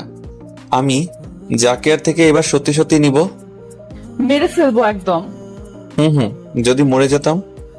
আর আজে বাজে কথা বলবি না, আর মনে রাখবি 3 দিন সময় আছে। জানি আমি। বাই। আর কোনো কথা না বলে জান্নাত অডিটোরিয়াম রুম থেকে বের হয়ে গেল। আমিও আর ভিতরে না থেকে জান্নাতের পিছু পিছু রুম থেকে বের হয়ে আসলাম। জান্নাত ওর ডেস্কে বসে জাকিয়ার সাথে কথা বলছে। ডেস্কে বসে ভাবছি কি করা যায়, মাথায় হাত দিয়ে চেয়ারে বসে আছি। দুলা ভাই, কি ভাবছেন? ভাবছি কিভাবে জান্নাতকে ভালোবাসার নমুনা দেখানো যায়, সেটাও আবার ইমপ্রেস করে। এটা কোনো ব্যাপার হলো নাকি? তাহলে কি করব? শোনেন, আপুকে বুঝতে পারছেন কি করতে হবে? বাট আমার একার দ্বারা এসব সম্ভব না। কম করে হলেও সাথে 2 জন লাগবে। অফিসে কারোর সাথে বন্ধুত্ব হয়নি? হয়েছে, বাট একজন। হুম। হ্যারি মানে ওর আসল নাম হুসাইন। ভালোই হয়েছে, তিনিও বাংলাদেশি। হুম। আপনারা 2 জন আছেন, আর জেমসকে আমি বলে দেব যেন আপনাকে সব দিক থেকে হেল্প করে। জেমসকে? আমার ছোট ভাই। ও, তুমি ওকে এই ঠিকানাতে আগামীকাল পাঠিয়ে দিও। ঠিক আছে, এখন আপনি কাজ করুন, আমিও আমার কাজ করি। ওকে। জাকিয়া নিজের ডেস্কে চলে গেল। কিছু সময় ডেস্কে বসে থাকার পর হ্যারির কাছে গেলাম। Hi Harry. হ্যালো। তা ভাই, কি মনে করে? অফিস থেকে ছুটি নিতে হবে। কার? আপনার। কেন? আমার সাথে কিছু কাজ করতে হবে। কি এমন কাজ যার জন্য অফিস থেকে ছুটি নিতে হবে? নিলেই বুঝতে পারবেন। ওকে, বাট ম্যাম কি দিবে? আমার সাথে আসলেই দিবে। ওকে, চলেন তাহলে। হ্যারিকে সাথে নিয়ে জান্নাতের কাছে আসলাম। জান্নাত, তোমার সাথে কিছু কথা ছিল। কি কথা? আমাদের 3 দিনের জন্য ছুটি দিতে হবে। কেন? একজনকে ভালোবাসার নমুনা দেখাতে হবে। ঢং, তাহলে ওনাকে সাথে নেওয়ার কি আছে? প্রয়োজন আছে ম্যাডাম বউ। তুই আবার বউ বলছিস? তাহলে আপু বলি। খুন করবো কুত্তা। হাসছিস কেন? এমনি। ওকে, এখন গেলাম। জান্নাতের থেকে চলে এসে ডেস্কে বসলাম। ভাই, একটা সত্যি কথা বলবেন? কেন বলবো না, বলেন। আপনার আর জান্নাত ম্যামের মধ্যে কিসের সম্পর্ক? আগামীকাল এই ঠিকানায় চলে আসবেন, সব কথা সাজিয়ে বলবো। এটা কার ঠিকানা? আমার ফ্ল্যাটের। ফ্ল্যাটে আর কেউ নেই? না। ঠিক আছে, কাল সব শুনবো। আর সকাল সকাল চলে আসবেন। ঠিক আছে, এখন ভাই কাজ করতে হবে। বাই। হ্যারি চলে যাওয়ার পর কাজে মন দিলাম। কাল হতেই কিছু একটা শুরু করতে হবে। অফিস টাইম শেষ হতেই বাসায় চলে গেলাম। সকালে ঘুম থেকে উঠে নাস্তা করে বাসায় বসে আছি। প্ল্যান মোতাবেক আজ থেকে কাজ করতে হবে। ভাবছেন কি এমন কাজ, তাই না? আচ্ছা শুনুন, পরশু জান্নাতের বার্থডে, তাই বাসা খুব সুন্দর করে সাজিয়ে ভালোবাসি কথাটা নতুন করে বলবো। আর এমনিতেই আমি জানি জান্নাত আমাকে ভালোবাসে। যদি খুব তাড়াতাড়ি ভালোবাসা কথাটা বলতে চাইতাম বা জান্নাতকে কাছে পেতে চাইতাম, তাহলে সেই দিন হাত কেটে জান্নাতের সামনে দাঁড়িয়ে থাকতাম। কারণ ভালোবাসার মানুষ যতই অবহেলা অভিমান করে থাকুক না কেন, তার কষ্টটুকু এক মুহূর্তের জন্য সহ্য করতে পারবে না। সে যাই হোক, বাসায় একাই বসে আছি, তখন হ্যারি আসলো। কি অবস্থা ভাই? এই তো ভাই, আসুন ভিতরে। হ্যাঁ, এখন বলুন, কেন এত জরুরি তরফ? আপনি হয়তো আন্দাজ করতে পারছেন আমার আর জান্নাতের মধ্যে কিসের সম্পর্ক। ম্যাডাম আপনার স্ত্রী, রাইট? রাইট।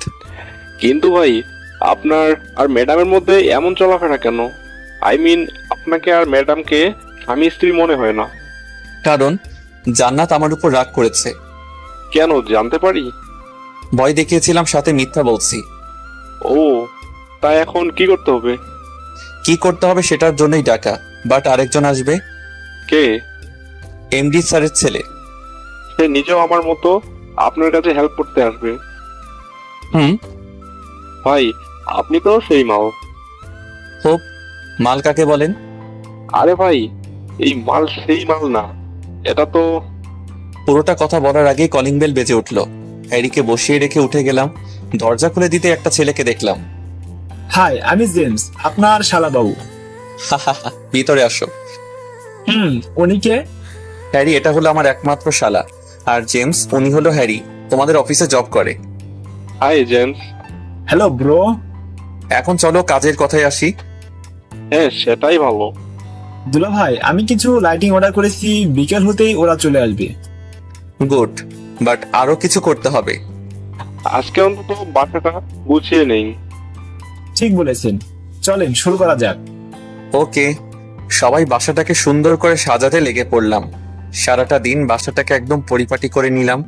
বিকেল হতেই লাইটিং করার জন্য লোকজন আসলো। তাদের সাথে জেমস কথা বলে নিল এবং তারা বাসায় লাইটিং করতে লাগলো। সন্ধ্যা হতেই সবাই চলে গেল। সারাদিন অনেক কাজ করে অনেক ক্লান্ত হয়ে পড়েছি। বিছানার উপর শরীরটা এড়িয়ে দিতেই জেরির কল আসলো। হ্যাঁ জেরি, কি খবর? আমার কথা বাদ দাও, তোমার কাজ কত দূর সেটা আগে বলো।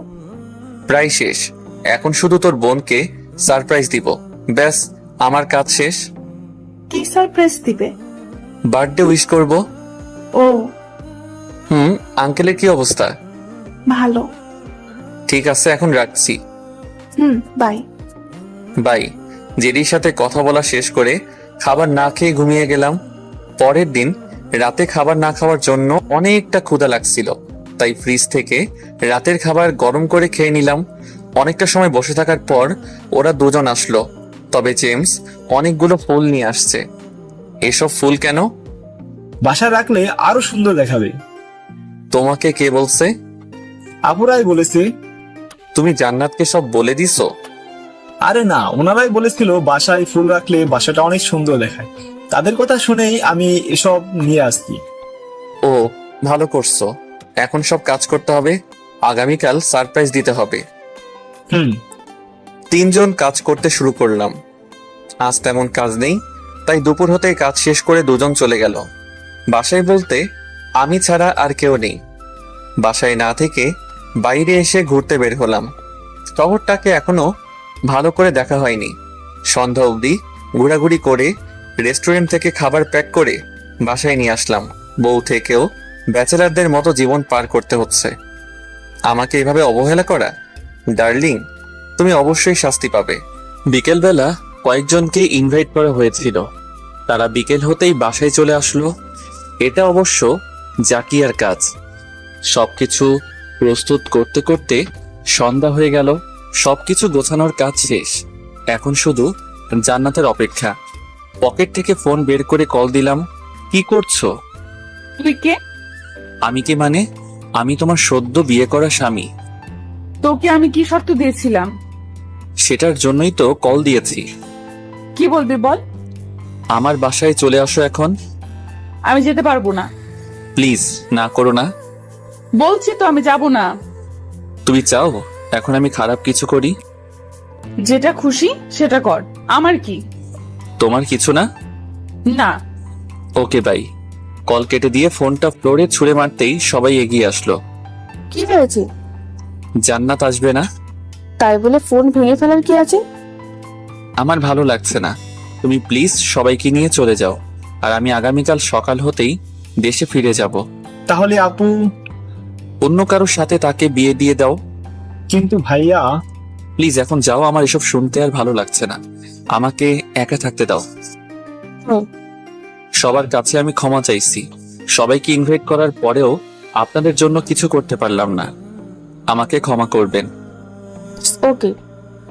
একে একে সবাই বাসা থেকে চলে গেল। বাসার লাইট সব বন্ধ করে দিয়ে সোফার উপরে বসে পড়লাম। কেন জান্নাত এমন করছে এটা আমার কাছে অজানা, কিন্তু যে সময়টুকু দিয়েছিল সেটা এখনো শেষ হয়নি। তারপরেও বারবার কেন এমন করবে? সবাই চলে যাওয়ার 5 মিনিট হতেই কলিং বেল বেজে উঠল। হয়তো জাকিয়া বা জেমস এসেছে। উঠে গিয়ে দরজা খুলে দিতেই অবাক দৃষ্টিতে তাকিয়ে রইলাম। তার থেকেও অবাক হয়েছি তার এমন কাজ দেখে। হ্যাঁ, জান্নাত এসেছে। দরজা খুলে দিতেই কোনো কথা না বলে আমার ঠোঁটের সাথে তার নিজের ঠোঁট মিলিয়ে নিল। বারবার ছাড়াতে গিয়েও ব্যর্থ হলাম। রাগ, অভিমান, সাথে মিষ্টি ভালোবাসা সব আমার ঠোঁটের থেকে নিচ্ছে। কেন জানি এখন আমার এসব ভালো লাগছে না। জান্নাতের থেকে ছুটার জন্য জোরে ধাক্কা দিলাম। জান্নাত আমার থেকে দূরে সরিয়ে যেতেই শুরু করলো তার শাসন বা বকা। কুত্তা, সারা বাসা সাজিয়ে এখন লাইট অফ করে রাখছিস কেন? ইচ্ছা তাই। কোথায় সবাই? কারা? যাদের ইনভাইট করেছিলি তারা? সবাইকে তাড়িয়ে দিছি। কেন? কেন মানে? সব তোর জন্য করেছি। তুই ফোনে উল্টাপাল্টা বললি কেন? আমি তো মজা করছিলাম, আর তুমি যখন আমাকে কল দিলে তার আগেই আমি রওনা দিয়েছিলাম। মজা মানে? আরে পাগল, আমি সব জানতাম তোমার বাসায় সিসি ক্যামেরা লাগানো আছে। আমার বাসায় সিসি ক্যামেরা আর আমি নিজেই জানি না? হ্যাঁ, জানো না? ভালো। দাঁড়াও, তোমাকে দেখাচ্ছি। তার আগে লাইট অন করো। বাসার সব লাইট জ্বালিয়ে দিলাম। এখন আসো। জান্নাত আমাকে কিছু না বলে হাত ধরে ফুলের টবের কাছে নিয়ে গেল। এই দেখো। বা তুমি এসব কি করে করলে? আরো কয়েকটা আছে, সেগুলো আগে বের করি, তারপর বলবো। বাসার প্রায় সব জায়গায় সিসি ক্যামেরা লাগানো ছিল, শুধুমাত্র আমার বেডরুম ছাড়া। শোনো, আমি তোমার সব খবর রাখতাম, বাট আফসোস তুমি আমাকে ভালোবাসা দেখানোর আগেই আমি দেখে ফেলছি। তো আমি ইমপ্রেস হইনি। তাহলে দাঁড়িয়ে আছো কেন? যাও এখান থেকে। আগামীকাল আমি দেশে চলে যাচ্ছি। যাওয়ার দেরি আছে, তবে তোমাকে একটা টিপস দিতে পারি। কি? আমার জন্য যে রিংটা এনেছো সেটা দিয়ে যদি প্রপোজ করতে পারো তাহলে আমি রাজি। আর কোনো কথা বলার সুযোগ না দিয়ে পাশে থাকার ছোট একটা কাপড় দিয়ে চোখ বেঁধে দিলাম। কি হলো, এমন করছো কেন? কোথায় কি করছি? চোখ বাঁধার কি আছে? প্রপোজ করব তাই। তাহলে এটা এখন আমি যেটা বলবো সেটাই করবে। জান্নাতকে ধরে নিয়ে বেডরুমে নিয়ে আসলাম। রুমের মধ্যে জান্নাতের জন্য বার্থডে কেক রয়েছে। হয়তো বাসার সবকিছু সাজানো দেখেছে, বাট তার জন্য আসল সারপ্রাইজটাই দেখেনি। জান্নাতকে কেকের সামনে দাঁড় করিয়ে চোখের বাঁধন খুলে দিয়ে হাঁটু গেড়ে বসলাম। আমি কোনো কবি নই যে তোমাকে আমার ভালোবাসার কথাটি কবিতা পাঠ করে বলবো। আমি কোনো দার্শনিক নই যে তোমাকে ভিন্ন ভিন্ন জায়গার নাম দিয়ে ভালোবাসা প্রকাশ করব। আমি যে তোমাকে এসব ছাড়াই কথাটি বলতে চাই। রংধনুকে যেমন তার 7 রং ছাড়া অপূর্ণ লাগে, ঠিক আমার জীবনেও তুমি সেই রংধনুর রঙের মতো। তোমাকে ছাড়া আমার জীবনটাও যে অপূর্ণ। খুব ভালোবাসি তোমাকে ম্যাডাম বউ। I love you and happy birthday. Jannat প্রথম থেকে কান্না করছে, তবে এটা যে কোনো দুঃখের কান্না না, এটা রাগ, অভিমান, কষ্টকে দূরে ঠেলে দিয়ে সুখের কান্না। জান্নাত মাথা ঝাঁকিয়ে জড়িয়ে ধরে আমার মুখে পাগলের মতো কিস করতে লাগলো। খুব ভালোবাসি তোমাকে। কেকটা কাটো। Happy birthday to you. Happy birthday to dear বউ। Happy birthday to you. নাও, হা করো। না, আগে তুমি খাও। এখন তুমি খাও। আর জান্নাত, বাসায় এসব সিসি ক্যামেরা কিভাবে লাগালে? জেমসকে বলে করিয়েছি। বাট সে তো বললো তুমি কিছুই জানো না। মিথ্যা বলেছে, একদম তোমার মতো। আমি মোটেও মিথ্যা কথা বলি না। ধোয়া তুলসী পাতা, তাই না? একদম রাইট। খাওয়া দাওয়া শেষ করে বিছানার উপর বসে পড়লাম। হঠাৎ কিছু একটা মনে পড়তেই ড্রয়ার থেকে ডিভোর্স লেটারটা বের করে জান্নাতের কাছে এগিয়ে দিলাম। কি এটা? আমাকে যে ডিভোর্স দিয়েছিলে সেটা। তুমি সাইন করেছিলে? আরে না। তাহলে এটা এখানে কি করছে? ফেলে দিলেই তো হয়। এখন কি করবে? কি করব? তুমি জানো না? না। আমাদের কিন্তু বিয়ের পর আসল কাজটাই করা হয়নি। কি করা হয়নি? বিয়ের রাতে সবাই যেটা করে। আবার যখন দেশে গিয়ে বিয়ে হবে তখন সব হবে, তার আগে না। প্লিজ, আজ করি না। জি না। অপূর্ণ কাজ কিন্তু একদম ভালো না। এটা মোটেও অপূর্ণ না। এখন যদি আমি তোমাকে জোর করি, কি করতে পারবে তুমি? কাজ করেই দেখো, তোমার উপর দিয়ে সিডর বয়ে যাবে। তাই বুঝি? নিলয়, ছাড়ো আমাকে। ছাড়বো না। আমি কিন্তু চিৎকার করব। করতে পারো? সত্যিই কিন্তু করব। তো করো। ওকে ওকে। শব্দ হতে না হতেই জান্নাতের ঠোঁটে বন্ধ করে নিলাম। অনেকটা সময় জান্নাতের নরম ঠোঁটের উষ্ণতা উপভোগ করার পর আমাকে ধাক্কা দিয়ে বিছানার উপর ফেলে দিল। খুব শখ তাই না? অনেক। অনেক, দেখাচ্ছি তোমাকে। বিছানার উপর আমাকে শোয়া অবস্থায় রেখে জান্নাত আমার উপরে চেপে বসলো। থেমে গেলে কেন? চুপ আর আমি যেটা করছি সেটা চুপচাপ দেখবি। যা, লাইট বন্ধ করে আয়। Okay dear. লাইট বন্ধ করে দেওয়ার পর কি হয়েছে কিছু একটা অনুভব করলাম। কি হয়েছে সেটা অবশ্য বুঝতেই পারছেন, তাই আর আলাদা করে বললাম না। সকালে ঘুম থেকে উঠে জান্নাতের মাথা বুকের উপরে অনুভব করতেই চুপচাপ শুয়ে রইলাম। একদম আগের মতো নিষ্পাপ আর মায়াবী লাগছে। জান্নাতকে ভয় পাই অনেক বেশি, কারণ ওর পাগলাটে স্বভাব। যখন ইচ্ছা যেটা সেটা করে ফেলতে পারে। শক্ত করে ধরে আবার ঘুমানোর চেষ্টা করলাম, কিন্তু জান্নাতের কথাই আর হলো না। ওই ওঠো এখন। না, আর একটু। জি না, এখনই উঠতে হবে। উঠে কি করবা? অফিস যাওয়া বন্ধ, সারাদিন রোমান্স চলবে। রাতে যেটা হয়েছে ওটাই অনেক। এখন দেশে গিয়ে সব হবে। তাহলে আজকেই চলো দেশে যাই। এত তারা কিসের বাবু? এটা পিচ্চি বাবুর জন্য। বলে আমার বাবুটা অনেক লজ্জা লাগে। লজ্জা লাগবে কেন? তাহলে আমার থেকে চোখ সরিয়ে নিলে কেন? কোথায় নিয়েছি? আমার চোখের দিকে তাকাও। ওকে। একটু সময় তাকিয়ে থাকার পরেই ফিক করে হেসে দিয়ে জড়িয়ে ধরলো। নামিয়ে নিলে কেন? জানি না, তবে আমার লজ্জা লাগছিল। তুমি তো মাত্র বললে তোমার লজ্জা নেই। ঠিক আছে, আমার লজ্জা আছে। এবার তুমি হ্যাপি? ওকে, এখন উঠে ফ্রেশ হয়ে নাও। আমাকে তুলো। আমার বইয়েই গেছে। বলো কি, আমাকে তুলবার মতো শক্তি নেই? কি বললি তুই? রেপ করবে নাকি? কুত্তা, তোর মুখে কি কিছুই আটকায় না? সব সময় উল্টাপাল্টা কথা বলিস। তুমি যেভাবে রাগ দেখাচ্ছ আমার মনে হচ্ছে রাতের কাজটা আবার করবে। তোর সাথে কথা বলার চেয়ে পাগলের সাথে কথা বলাই বেটার। ঢং করতে হবে না, এখন উঠতে দাও। ওঠো। দুজন উঠে বাথরুমে গেলাম ফ্রেশ হতে। রেডি হয়ে জান্নাতের বড় পাপার বাসায় গিয়ে সবার সাথে কথা বলে বিদায় নিলাম। আগামীকাল দেশে ফিরবো, বাট আজ বিদায় নেওয়ার কারণ কাল ওনাদের সাথে তেমন দেখা করতে পারবো না। সারাদিন ঘোরাঘুরি করে বাসায় চলে আসলাম। রাতে ঘুমানোর আগে ভাইয়াকে কল দিয়ে বললাম আগামীকাল আমরা বাসায় আসছি। পরের দিন সকাল থেকে সব প্যাকিং করতে লাগলাম। সন্ধ্যা হতেই এয়ারপোর্টের উদ্দেশ্যে রওনা দিলাম। জেরিকে এখনো কল দিয়ে কিছু বলেনি, ভাবছি একদম সারপ্রাইজ দিব। এয়ারপোর্টে এসে ঘড়িতে সময় দেখলাম 19:09 বাজে। নিরাপত্তা রক্ষী আমাদের দেখে ফ্লাইটে যেতে বলল। পাশাপাশি দুজনের সিট থাকাতে জান্নাতকে খুব ভালো করে রাখাতে পারছিলাম। জান্নাত, একটা কথা বলি। কি? I love you. এটা বলার জন্য পারমিশন লাগে? এটা বললাম যেন তুমি রাগ না করো। তাহলে আসল কথা কি? তোমাকে পেতনির মতো লাগছে। কুত্তা, আমাকে পেতনির মতো লাগছে? তাহলে তুই আমাকে বিয়ে করছিস কেন? তোমার বাবার সব সম্পত্তি হাতিয়ে নেওয়ার জন্য। তা না হলে কি তোমাকে বিয়ে করতাম? তুই আমার কাছে আর একদম আসবি না। দেশে গিয়ে তোকে ডিভোর্স দিব। ডিভোর্স কেন? আমি পেতনি তাই। আরে বাবু, আমি তো মজা করছিলাম। ডাক তোর মজা, তুই আমাকে ডাকবি না। কেন বউ? কুত্তা, তোকে আমি। কিছু একটা করতে চেয়েও আশেপাশে লোকজন দেখে শান্ত হয়ে গেল। কি হলো, থেমে গেলে কেন? মারো আমাকে, কিছু করলেই শুধু মারে। তুই আগে দেশে চল, তোর গোষ্ঠীর সবার সামনে তোর মাথা ফাটাবো। হ্যাঁ আইসে, আমার আম্মু তোমাকে কুয়ার জলে ফেলে দিবে। তোর আম্মু কার কথা শুনে দেখা যাবে? দেখা যাবে। এখন চুপ থাক তুই। কেন চুপ থাকবো? আমি বলছি তাই। ওকে ডার্লিং, আমি চুপ।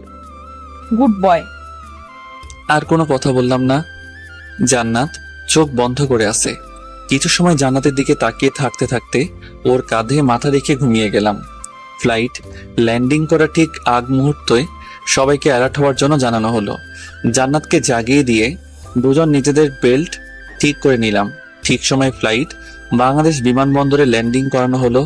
এয়ারপোর্টের সব রকম সমস্যা সমাধান শেষ করে বাইরে চলে আসলাম। বাইরে এসে একটা গাড়ি ঠিক করে বাসার দিকে রওনা দিলাম। একটা কথা প্রমিস করবে? কি? বাসায় গিয়ে কান্না করবে না? চেষ্টা করব। দুপুরের দিকে নিজ এলাকাতে আসলাম, তবে আগেই বাসায় যাব না। এখন জান্নাতদের বাসায় গিয়ে জেরিকে উপহার দিয়েই বাসায় ফিরবো। জান্নাত অবশ্য জিজ্ঞাসা করছে কেন তাদের বাসায় যাচ্ছি, তবে বলিনি। সে যাই হোক, জান্নাতদের বাসায় এসে কলিং বেল বাজাতেই জেরি এসে দরজা খুলে দিল। আপু, কেন আমাকে ছেড়ে গেছিলি? আমি আমার নিজের ভুলগুলো তোর ডায়েরি থেকে পড়ে জানতে পেরেছি। প্লিজ আপু, আমাকে ক্ষমা করে দে, আর প্রমিস কর আমাকে ছেড়ে কোথাও চলে যাবে না। এখানে প্রমিস করবে কেন? এখন থেকে তো আমাদের বাসায় থাকবে। কেন? কারণ তোর আপু আমার একমাত্র বউ। ভাইয়া, এবার কিন্তু আপুকে বলে মাইর দিব। জেরি, আপু কোথায়? কলেজ থেকে এখনো আসেনি। ও চল রুমে যাই। আমি বাসায় যাচ্ছি। লাঞ্চ করে যাও। না, বাসায় গিয়ে করব। জেরি, তুই ভেতরে যা, আমি আসছি। ঠিক আছে। Thank you. আরে পাগলি, কান্না করছো কেন? এমনি। তুমি প্রমিস করেছো কান্না করবে না। বলেছি চেষ্টা করব। তাহলে ওকে। মা, এখন জেরির সাথে আড্ডা দাও, আমি বাসায় যাই। সাবধানে যাবে। বাই। বাই। জান্নাতদের বাসা থেকে বের হয়ে বাসায় চলে আসলাম। বাসায় এসে সবার সাথে কথা বলে রুমে গিয়ে ফ্রেশ হয়ে নিলাম। তাতে জান্নাতের বাবার সাথে আব্বু কথা বলে বিয়ের অনুষ্ঠানের ব্যবস্থা করলো। ডাবল বিয়ে যাকে বলে। সবাইকে আমাদের আগের বিয়ের কথা বললে ওনারা রাজি হলেও জান্নাত রাজি নয়, তাই প্রোগ্রাম করে বিয়েটা করতে হবে। 5 দিন পর আমাদের বিয়ে। সবাই এখন বিয়ে নিয়ে ব্যস্ত। শপিং করার জন্য জান্নাত আমাকে বললে রাজি হইনি, কারণ মেয়েদের সাথে বিয়ে শপিং করার মানে অর্ধেক মরে যাওয়া। তবে এটার জন্য মহারানী রাগ করে কথা বলা বন্ধ করে দিচ্ছে। তাই বিয়ের আগে আর কোনো কথা হয়নি। দেখতে দেখতে বিয়েটা হয়ে গেল। এখন আমি রুমের দরজার বাইরে। বন্ধুদের ধাক্কা ধাক্কিতে দরজা খুলে দিয়ে রুমে ঢুকে দেখলাম জান্নাত ঘোমটা দিয়ে বিছানার উপরে বসে আছে। রুমের দরজা আটকিয়ে জান্নাতের কাছে যাওয়ার পরেও চুপচাপ বসে আছি। শুনেছি বিয়ের রাতে বর রুমে আসলে বউ তাকে সালাম করে, কিন্তু এটা আর হলো না। জান্নাতের পাশে গিয়ে বসতেই ধাক্কা দিয়ে ফেলে দিল। কি হলো, ধাক্কা দিলে কেন? এত দেরি হলো কেন? বন্ধুদের সাথে আড্ডা দিচ্ছিলাম। তাহলে তোর বন্ধুদের সাথে বাসর কর গিয়ে। পাগল নাকি? তোর 14 গোষ্ঠী পাগল। বকা দিচ্ছ কেন? তো কি করব? তোমাকে যেটা করতে বলি সেটা। একদম আমার কাছে আসবে না। কেন সোনা? আমি বলছি তাই। আজ কোনো কথা শোনাশুনি নাই। আমি কিন্তু কোনো কথা বলার আগে জান্নাতের মুখ আটকে নিলাম। প্রথমে ছাড়াতে চাইলেও পরে আর বাধা না দিয়ে আমার সাথে সঙ্গ দিয়ে দুজন ভালোবাসার অতল সাগরে পাড়ি জমালাম। দীর্ঘ সময় নিয়ে জান্নাতের সাথে ভালোবাসা চলার পরে জান্নাত শাড়ি ঠিক করে বুকের উপর মাথা রেখে শুয়ে পড়ল। এভাবে 1 সপ্তাহ পর, জান্নাত তুমি এখন এই জব ছেড়ে দাও। তুমি পড়াশোনা ছেড়ে দাও। কি বলছো? আমার এখনো সময় লাগবে। আমিও জব ছাড়বো না। কেন পারবে না? সেটা আমার নিজের ব্যাপার। আমার ব্যাপারে তোমার না আসলেও চলবে। তোমার ব্যাপার আমার জানার অধিকার নেই? একদম নেই। তাহলে কে জানবে? সেটা তোমার না জানলেও চলবে। তুমি কিন্তু বাড়াবাড়ি করছো। আমি মোটেও বাড়াবাড়ি করছি না। আর আমার জবের জন্য তোমার কি এত সমস্যা হচ্ছে, যার জন্য আমাকে জব ছেড়ে দিতে তোমার যা ইচ্ছে করো। বাই। সেদিনের পর থেকেই জান্নাতের সাথে মনোমালিন্য তৈরি হয় আমার। দরকার ছাড়া কথা বলার প্রয়োজন মনে করি না। জান্নাত আর আমার দূরত্বটা দিন দিন বেড়েই চলছিল। সামান্য জব আমার জন্য ছাড়তে পারবে না, তার সাথে কথা বলতেই বিরক্তিকর লাগে। কলেজে বসে আছি, তখন রিয়া আর ওর কিছু ফ্রেন্ড আসলো। হাই। বলো, কেমন আছো? ভালো, আপনি কেমন আছেন? এই তো ভালো। একা একা কি করেন এখানে? বন্ধুদের কাজ থাকার জন্য আসতে পারিনি, তাই একা একা বসে আছি। তা ম্যাডামের সাথে বাসর কেমন হলো? খারাপ আর হয়নি। পড়াশোনা শেষ করে আপনার ইচ্ছা কি? আই মিন, কি করবেন? আব্বুর বিজনেস আছে, সেটাতে জয়েন করব। ও। রিয়াকে কিছু একটা বলার আগে ফোনে একটা কল আসে। পকেট থেকে ফোন বের করে দেখলো জান্নাত দিয়েছে। বলো। আব্বুর রুমে আসো। কেন? কাজ আছে। আসছি বলে বসে না থেকে ওদের থেকে বিদায় নিয়ে শ্বশুর আব্বার রুমে আসলাম। কি হয়েছে বলো? মারলে কেন? তুই অন্য মেয়ের সাথে এত হেসে হেসে কথা বলিস কেন? কই, আমার সাথে তো তোর হাসি বের হয় না। এসব তোমার না জানলেও চলবে। আমি জানবো না তো ওই মেয়েরা জানবে? সেটা আমি বলিনি, তবে তোমার যেটা খুশি সেটা ভেবে নিতে পারো। বাই। জান্নাতকে কোনো কথা বলতে না দিয়ে ক্লাসে চলে আসলাম, কিন্তু সেখানেও মেজাজটা খারাপ হয়ে গেল। পুরো স্টুডেন্টদের সামনে বিনা কারণে অপমানিত করে তবুও চুপচাপ সব সহ্য করছিলাম। কলেজ শেষ করে জান্নাতকে রেখেই বাসায় চলে আসলাম। রুমে এসে ফ্রেশ হয়ে বসে আছি, তখনই নিচ থেকে আব্বু আম্মুর ডাকে নিচে আসলাম। কি হয়েছে? তুই কলেজে অন্য মেয়েদের সাথে এত হেসে হেসে কি কথা বলিস? এমনি। কি এমনি? তুই জান্নাতকে রেখে চলে আসার মানে কি? জানি না, আর এসব ভালো লাগছে না। রুমে চলে আসলাম। কিছু সময় পর জান্নাত আসলো। সমস্যা কি তোমার? তোমার ব্যাপারে আমি কিছু বলতে পারবো না। তাহলে আমার ব্যাপারে তুমি কেন আসবে? কি বোঝাতে চাইছো তুমি? এটাই যে তুমি জব করলে আমি অন্য মেয়ের সাথে শুধু কথা না, রিলেশনে জড়াবো। কুত্তা, তোর লজ্জা লাগে না বউকে এমন বলতে? তোর লজ্জা লাগে না সবার সামনে কোনো অন্যায় ছাড়া স্বামীকে অপমান করতে? আচ্ছা, আমি সরি। লাগবে না তোর সরি, যা এখান থেকে। ঠিক আছে, আমি জব ছেড়ে দিলাম। হ্যাপি? তবে আমার কিছু শর্ত আছে। কি? তুমি শুধুমাত্র কলেজের এক্সাম দিবে, কোনো ক্লাস করতে পারবে না। সমস্যাগুলো সমাধান করব কি করে? আমি আছি কিসের জন্য? কিন্তু। কোনো কিন্তু না, যেটা বলছি সেটাই ফাইনাল। ওকে। এখন তো একটু জড়িয়ে ধরো। আসো পাগলি। আমার পাগল। শুরু হলো তাদের নতুন এক ভালোবাসার কাহিনী। আপনারা ভালো থাকবেন, সুস্থ থাকবেন। আজকের মতো বিদায় নিচ্ছি, ধন্যবাদ।